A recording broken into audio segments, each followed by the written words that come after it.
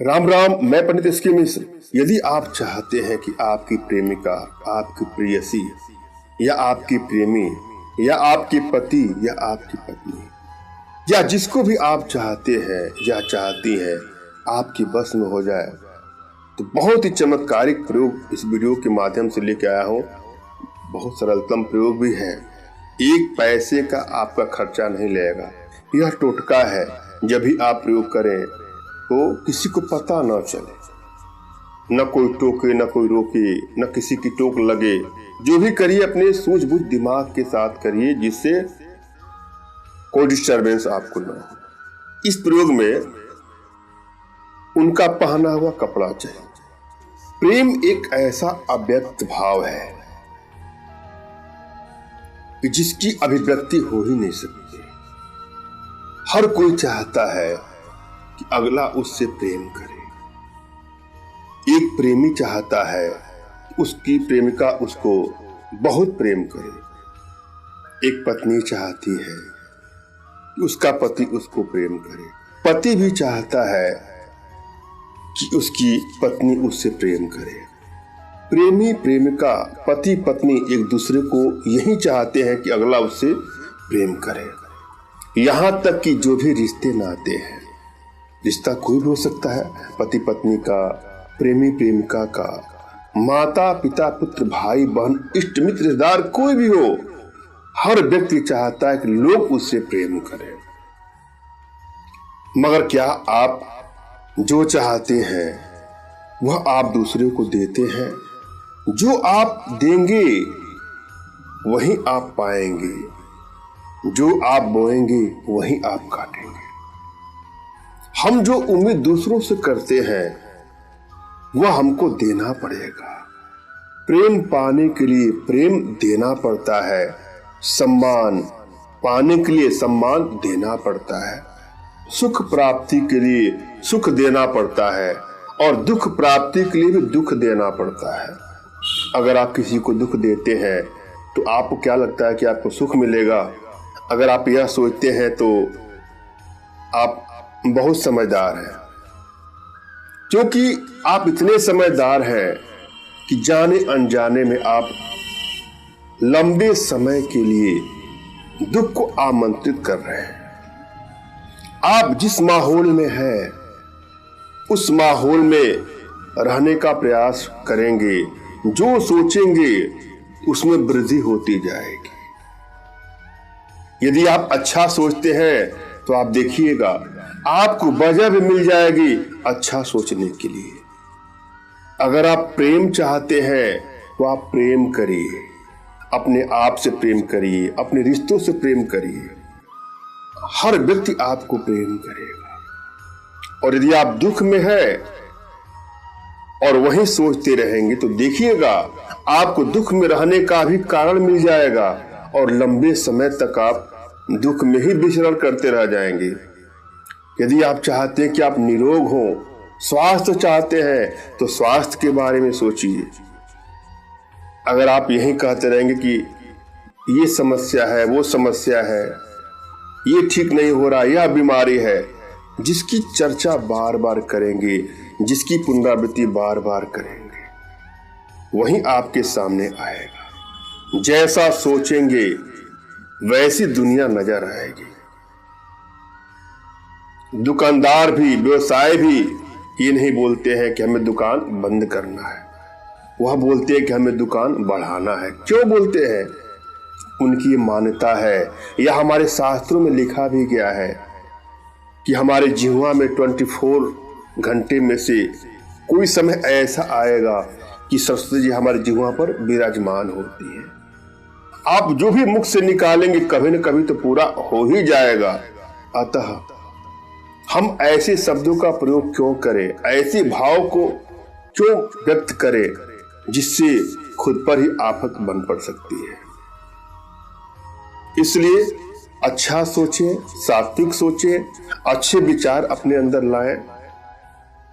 न कभी हानि देंगे न हानि लेना पड़ेगा, न चोट देंगे न चोट लेना पड़ेगा। आप दूसरे को समझेंगे तो दूसरा आपको भी समझना पड़ेगा। ये सब तो एक ऐसी बातें हैं कि सबको पता है, सब लोग जानते हैं, इसलिए इसका उपयोग नहीं कर पाते हैं। हम वशीकरण का प्रयोग तभी करते हैं जब अगला हमसे दूर चला जाता है, या जीवन में हम जब भी कोई चीज प्रयोग करते हैं, जब उस भाव में कमी हो जाती है तभी उस पर ध्यान जाता है। और लोग भी हाल चाल तभी पूछते हैं जब कोई आपको कष्ट हो। पैर में कष्ट होगा तो लोग पूछेंगे, अरे आपके पैर में क्या हुआ? जब पैर ठीक था तो किसी ने पैरों के बारे में नहीं पूछा। जब चोट लगती है तो लोग उसके बारे में पूछते हैं।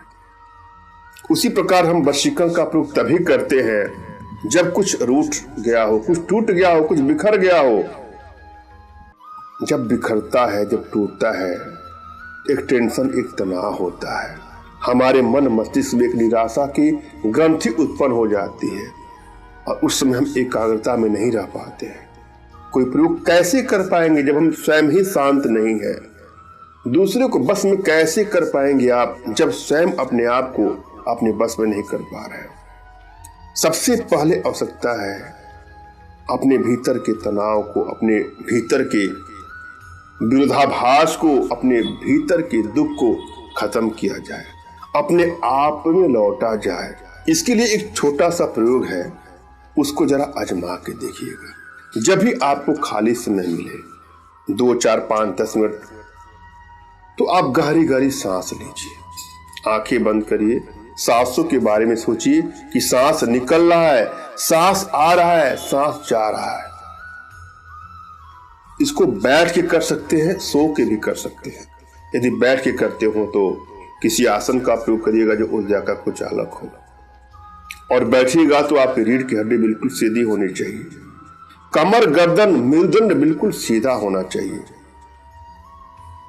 और अगर आप लेट के करते हो तो यह प्रयास करिए कि जहां लेटते हो वह बिल्कुल तख्त वगैरह हो, बहुत मोटे गद्दे वगैरह ना हो। बिल्कुल आराम के साथ, राहत के साथ आप यह करिए। आंखों को हल्के से आपको बंद करना है, कोई स्ट्रेस ना हो। होठों को हल्के से आपको बंद करना है, जैसे गुलाब की 2 पंखुड़ियां एक दूसरे को स्पर्श कर रही हैं, टच कर रही हैं। सांसों पर फोकस 5 मिनट करिए। उसके बाद से अपने नाक जो नोज है उसके अग्रभाग को आपको देखना है। 5 मिनट तक आप ऐसा करिए। उसके बाद आपको निद्रा आएगी। अगर नींद लगे तो सो भी जाइएगा। लगातार ऐसे करने से आपके मन में जो निराशा की चीजें वो खत्म हो जाएंगी, अंदर से आप स्ट्रांग हो जाएंगे। उसके बाद कोई प्रयोग करेंगे तो आपको सफलता अवश्य मिलेगी। और जब भी आप कोई प्रयोग करने जाए तो अपने इष्ट का स्मरण कर लें, उनसे मानसिक रूप से मानसिक आदेश और आशीर्वाद प्राप्त कर लें। तत्पश्चात अपने आध्यात्मिक गुरुदेव का भी आपको स्मरण करना है और उनसे भी आपको मानसिक रूप से मानसिक आदेश और आशीर्वाद प्राप्त कर लेना है। और यदि आपके पास कोई आपके आध्यात्मिक गुरुदेव नहीं है तो बिल्कुल निराश न हो। मेरे प्रति कृतज्ञता का भाव, श्रद्धा का भाव, विश्वास का भाव और समर्पण का भाव रखते मुझसे ही मानसिक रूप से मानसिक आदेश और आशीर्वाद प्राप्त कर यह प्रयोग करें, आपको सफलता अवश्य मिलेगी। मुझसे मानसिक रूप से मानसिक आदेश और आशीर्वाद प्राप्त करने के लिए कमेंट बॉक्स के नीचे आपको टाइप करना है कि मुझे आदेश दे, और यदि रिप्लाई में मैं आपको हार्ट का सिंबल या साइन देता हूं तो समझिएगा कि आपको आदेश और आशीर्वाद मिल चुका। इस प्रयोग को आप कर सकते हैं या कर सकती हैं। कमेंट बॉक्स में वही लोग कमेंट कर जिन्होंने चैनल को सब्सक्राइब किया है। यदि आपने सब्सक्राइब नहीं किया है तो सब्सक्राइब कर लीजिएगा। अगर आप अपनी प्रेमिका को बस में करना चाहते हैं तो प्रेमिका का कपड़ा, प्रेमी को बस में करना चाहते हैं प्रेमी का कपड़ा, पति पत्नी जिसको आप अपने बस में करना चाहते हैं तो अगले कपड़ा आपको लाना है। उसके बाद आपको उसको जला देना।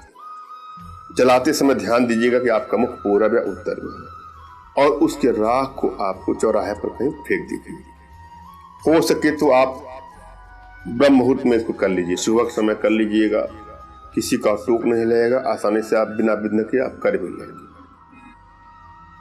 अपने आप में प्रचंड रूप से असरदारी प्रयोग है, आजमाइएगा, आपके रिश्तों में प्रगाढ़ता उत्पन्न।